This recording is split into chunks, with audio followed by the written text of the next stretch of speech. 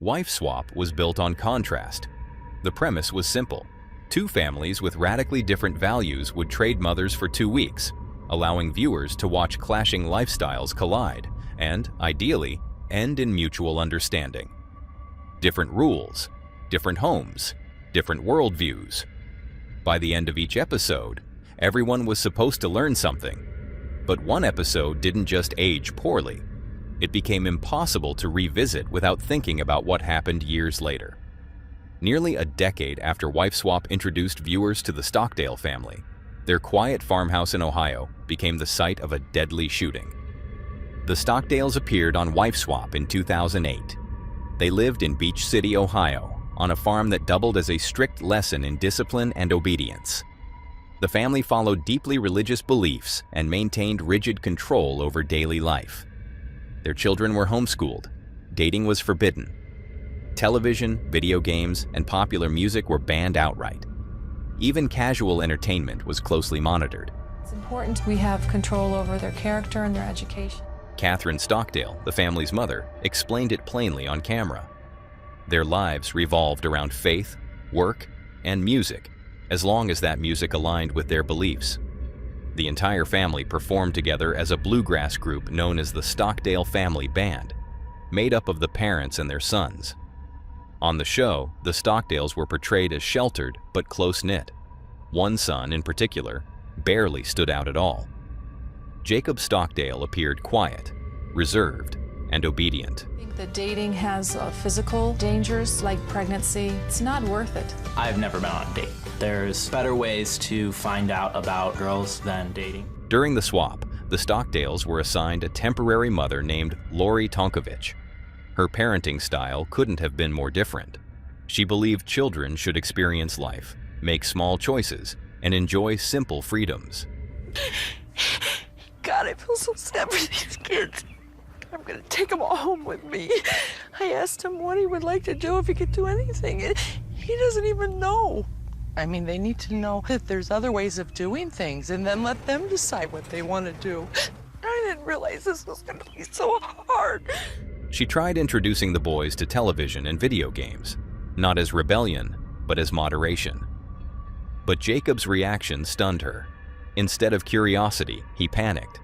He ran outside crying, terrified that his parents would find out. According to Lori, Jacob believed he would face severe consequences, even eternal punishment, for breaking the rules. She later told TMZ that Jacob was deeply fearful because of what had been drilled into him over the years. Your children are afraid to go on a date because they think that means courting, and I have to get married. I really enjoyed you and your children, okay? But you? Come on, get up. I need a cigarette. No wonder they walk around like robots and talk like that. I need a cigarette. Talk about my kids. How dare. Years passed. The show faded into reruns. The Stockdales returned to private life. Viewers moved on. Then, on June 15, 2017, 9 years later, everything collapsed. Police say Jacob Stockdale, then 25 years old, shot and killed his mother, Catherine Stockdale, age 54, and his younger brother James, age 21, inside the family's farmhouse. After the shootings, Jacob attempted to take his own life but survived. Catherine and James did not. The small Ohio town was shaken. So were viewers who recognized the family name, the smiling bluegrass band, the rigid, faith-driven household, the quiet son who once cried at the thought of watching television. At the time, the father, Tim Stockdale, was not home. 2 other sons lived elsewhere. Jacob was not immediately charged due to his condition. He was later committed to a psychiatric facility and entered a plea of not guilty by reason of insanity. For nearly 3 years, the case remained stalled as doctors evaluated his mental competency. Investigators never publicly identified a clear motive. In 2021, Jacob Stockdale admitted to the killings. He pleaded guilty and was sentenced to 2 concurrent terms of 15 years to life in prison. He is now serving that sentence in an Ohio state prison. He is currently 33 years old. It was a story that unfolded behind closed doors, though this next one played out in public, with cameras rolling as events turned deadly. Quick interruption. If you're enjoying this video, why not hit that subscribe button? We're on a mission to hit 500,000 subscribers, and when we do, 3 lucky fans will win a limited edition CreepyVids hoodie or shirt. Right now, 61.4% of you watching haven't subscribed yet. It's completely free, and your support helps us make even more awesome videos. So, don't miss out. Subscribe now, and let's get back to the video.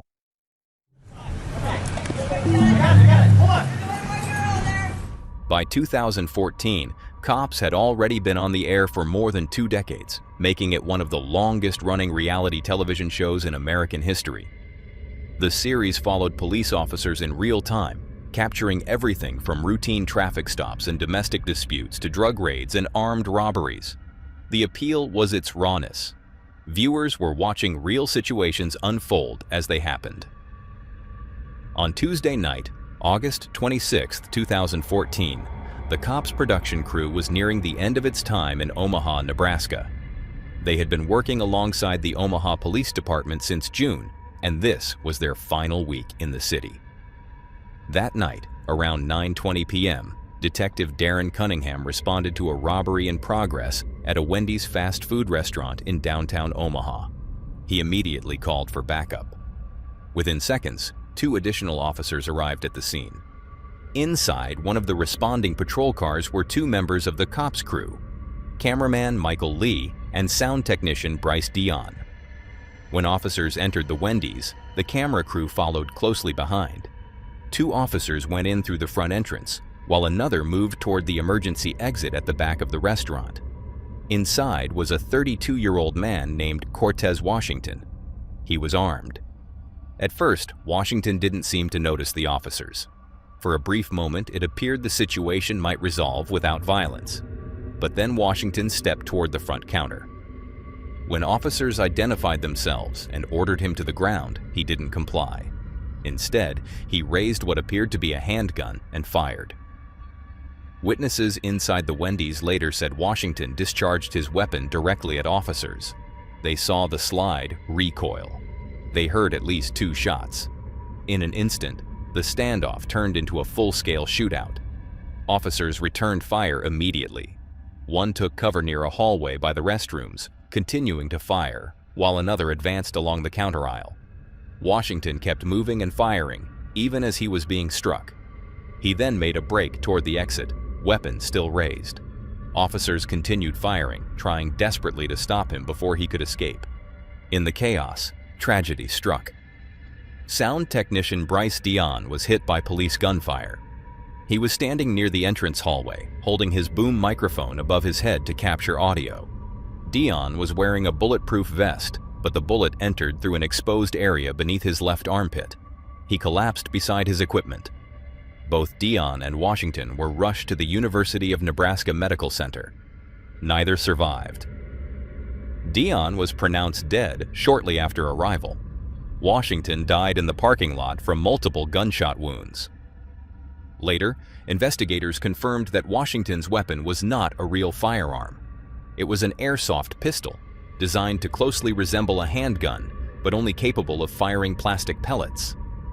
In the moment, officers had no way of knowing that. Washington had a lengthy criminal record and was on parole in Missouri after serving part of a 7-year sentence for robbery. Just 20 minutes before the Wendy's incident, his girlfriend, 24-year-old Geneva Aras, had robbed a Little Caesars pizza restaurant using the same airsoft gun. Washington had driven the getaway car. The Wendy's robbery was supposed to be her turn to help him escape. When the gunfire erupted, Aras fled the scene. She was later arrested. While in jail awaiting trial, she assaulted a healthcare worker and fractured a jailer's hand. She eventually accepted a plea deal and was sentenced to up to 6 years in prison. After Bryce Dion's death, his brother Trevor filed a wrongful death lawsuit against the city of Omaha. The lawsuit alleged poor coordination between police dispatch and responding officers, and argued that allowing a television crew to accompany officers during an active robbery was negligent. When the footage was eventually released, it captured everything: the officers entering the restaurant, the sudden eruption of gunfire, and Bryce Dion lying motionless near the wall. The reality show, meant to document police work, instead documented a fatal mistake. While that incident exposed the dangers of documenting real crime, the next show crossed a line in a quieter way, by turning deeply personal trauma into entertainment. There's no greater bond than that between a parent and child. A connection that begins at birth and grows stronger over time. But what happens when that bond is broken? I was adopted when I was 6 weeks old. And the records were closed. It was through a welfare agency that I was adopted. Separated a lifetime from one another, does the bond between parent and child still exist? The pitch alone sounded controversial. In 2005, Fox aired a reality special called Who's Your Daddy? It was presented like a polished dating show, borrowing heavily from The Bachelor, a mansion setting, glamorous production, and weekly eliminations. But instead of romance, the premise centered on something far more personal. A young woman who had been adopted as a child was placed in a mansion with 8 middle-aged men. One of them was her biological father. The other 7 were imposters. Her task was to determine which man was truly her dad. The prize was $100,000. The rules were brutally simple. If she guessed correctly, she won the money. If she guessed wrong, the fake father she chose received the cash instead. The incentive was clear: deceive her as convincingly as possible.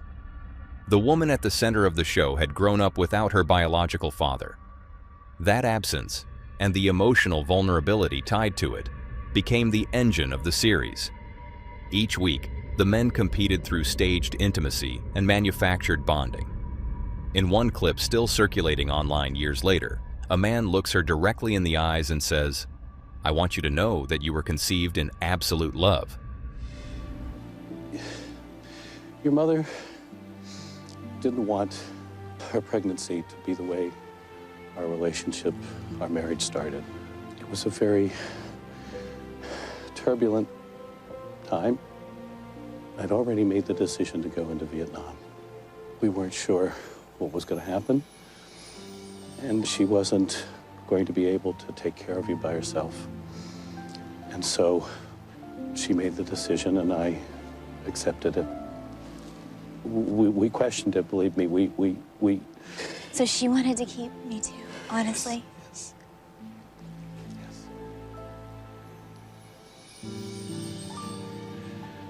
I want you to know you were conceived in absolute love, and I loved your mother very, very much. There wasn't a day that went by that I didn't think about you and regret what we did. Are you serious? She breaks down in tears. The moment plays exactly as reality television intends. Later, it's revealed the man was an actor, not her father. Adoption advocates and charities condemned the show immediately. They argued that the deeply personal and often painful search for biological identity had been turned into entertainment, complete with financial manipulation and emotional deception. Public backlash was swift. Fox quietly canceled the show.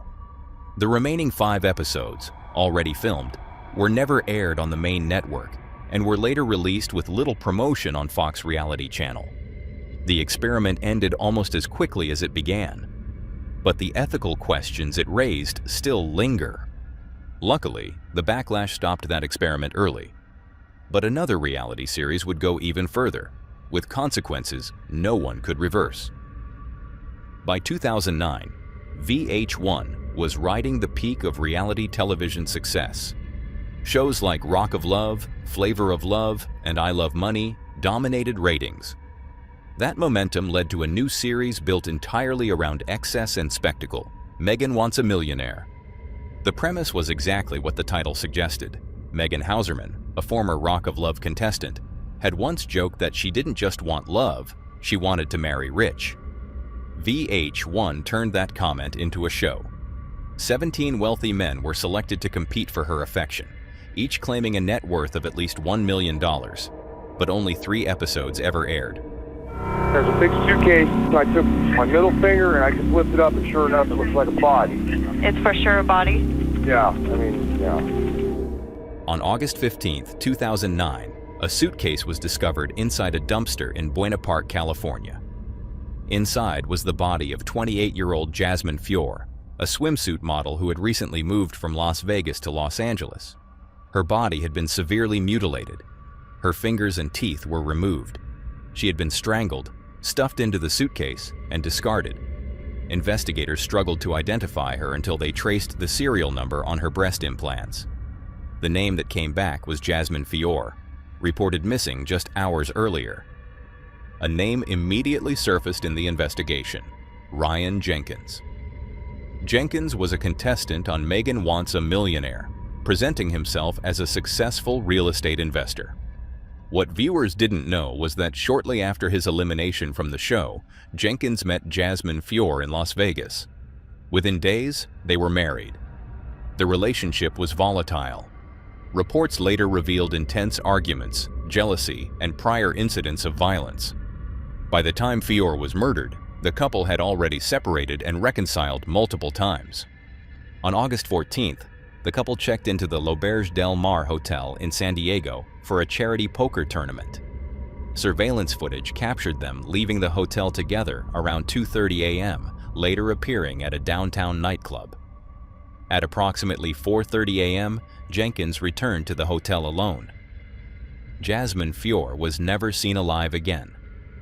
The following morning, Jenkins checked out. That evening, he reported Fior missing, claiming she left to run errands and never returned. On August 18th, Fior's body was officially identified. VH1 acted quickly. On August 19th, the network quietly removed Megan Wants a Millionaire from its schedule. On August 20th, Jenkins was charged with Fior's murder, and the show was erased entirely. All references were scrubbed from VH1's website. Another show Jenkins had filmed, I Love Money 3, was also canceled and never aired. A nationwide manhunt followed. Jenkins fled Los Angeles, retrieved his speedboat in Nevada, and headed north. Police later found his BMW abandoned near a marina in Blaine, Washington, engine still warm. Authorities believe he crossed into Canada by boat. On August 20th, Jenkins checked into the Thunderbird Motel in Hope, British Columbia. Witnesses later said he looked exhausted and unrecognizable from his television appearance. 3 days later, the motel manager entered his room and found Jenkins deceased. My heart and love for her was pure and powerful. It took over every thought and action. It inspired me, it drove me, and brought out the very best in me. According to his father, Dan Jenkins, there was a lot of good in Ryan, but it had been corrupted. Ryan was a fine young man. He was smart. He was kind. He was sweet. He was innocent. He went to Hollywood, and something down there in the last 4 months, including this girl, just destroyed him. But an investigation later revealed Jenkins had a documented history of violence. In 2007, he was convicted of assault. Earlier in 2009, he had been charged with assaulting Fior in Las Vegas. None of this was uncovered during casting. VH1 and production company 51 Minds had not run a criminal background check. A man with a violent past was placed into a reality TV spotlight with deadly consequences. And with that, we head to the summer of 2000. Nancy Campbell Panitz had agreed to appear on The Jerry Springer Show. She was told she would be reunited with her ex-husband, Ralph Panitz, and the woman he was involved with. What she wasn't prepared for was what the producers truly wanted. Not resolution, but as the goal was humiliation and provocation, she walked off the stage. But weeks later, on the very day the episode aired on television, Nancy Campbell Panitz was found dead. Her ex-husband, Ralph Panitz, went to her home shortly after she had been granted a restraining order against him. He beat and strangled her. Millions of viewers had just watched her visible discomfort on national television, unaware they were witnessing the last public moments of her life. Nancy's murder became the most infamous tragedy connected to The Jerry Springer Show, a program built on conflict, chaos, confrontation would be encouraged, or how emotionally ambushed she would be on stage, especially with the man she feared most, Ralph Panitz was arrested, tried, and convicted. He was sentenced to life in prison. During sentencing, the judge directly criticized the show, placing blame not only on Panitz, but also on the producers and Jerry Springer himself for their role in inflaming tensions. Jeffrey filed a lawsuit against Springer and the show's producers, arguing that his mother had been exploited and placed in danger. The case was later dropped without a financial settlement. Jerry Springer died in 2023, 5 years after the show ended. In early 2015, a new survival-based reality show entered production in Argentina. The series was called Dropped, and its concept was intentionally extreme. Elite athletes were blindfolded, flown by helicopter into remote wilderness locations, and left completely stranded. No maps, no food, no assistance. They were given 72 hours to navigate back to civilization, using only their survival instincts. Filming took place in Patagonia and later in the mountainous region of La Rioja in northwest Argentina. The cast included 7 French athletes and 1 Swiss competitor, among them Olympic swimmer Camille Muffet, Olympic boxer Alexis Vastine, and renowned sailor Florence Arthaud.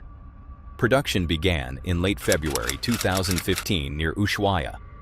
By early March, the first episode had been completed, and 1 contestant had already been eliminated and returned home.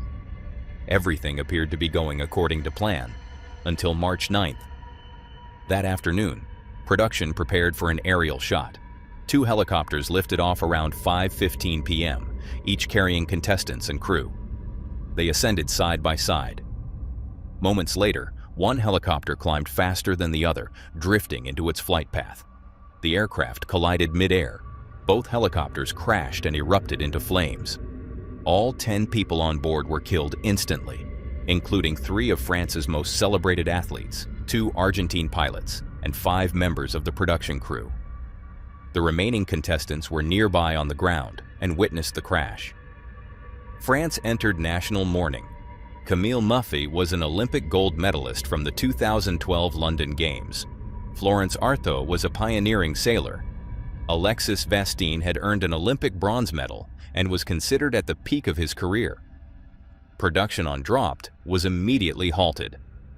The French network TF1 postponed its entire summer schedule.